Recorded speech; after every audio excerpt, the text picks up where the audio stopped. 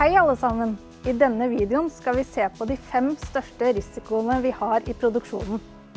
Ved å være bevisst på disse farene vil du bidra til et tryggere arbeidsmiljø og forhindre at en ulykke skjer med deg eller din kollega. Det er alltid en risiko for brann når du jobber med høy varme. De vanligste årsakene til at det oppstår brann i fabrikk er elektrisk feil, gnist fra sveising eller sliping, i tillegg til uforsiktig bruk av brannfarlige materialer. Det er mye du kan gjøre for å redusere risikoen for brann.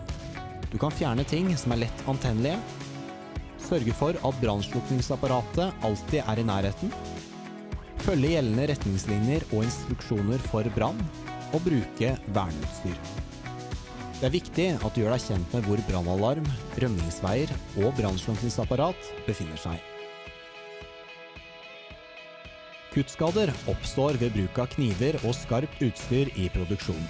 Vurder først om du må bruke kniv. Et tryggere alternativ til kniv er for eksempel SafeBlade. Ved bruk av kniv skal du alltid bruke kuttsikre hansker og riktig kuttmetode. I produksjonen er det en risiko for å klemme seg i utstyr eller maskiner. Derfor skal du alltid følge instruksjonene nøye, og du skal alltid passe på når du beveger deg rundt ting som er tunge og bevegelige. Når du jobber med kjemikalier, skal du bruke påkrevet verneutstyr. Sikkerhetsdatablad skal alltid være tilgjengelig på arbeidsområdet. Her finner du også faresymbolene og informasjonen om hva du skal gjøre om du blir eksponert for kjemikalier.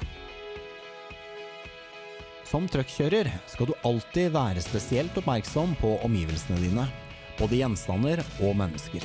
Når du beveger deg til fots i våre produksjonslokaler eller lager hvor det pågår truckkjøring, må du holde deg i gangbanene og alltid bruke synlighetsklær.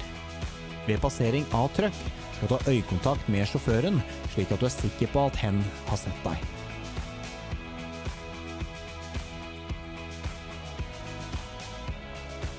Nå er du godt kjent med risikoene i produksjonen, og i tillegg har vi noen forhåndsregler det er viktig å huske på. En ryddig arbeidsplass er en tryggere arbeidsplass. Vær alltid oppmerksom på omgivelsene dine, og vær på vakt for farer. Følg alltid instruksjoner for bruk av maskiner, utstyr og kjemikalier. Bruk alltid egnet verneutstyr når du jobber med farlige materialer eller utstyr. Takk for at du bidrar til en trygg arbeidsplass for alle.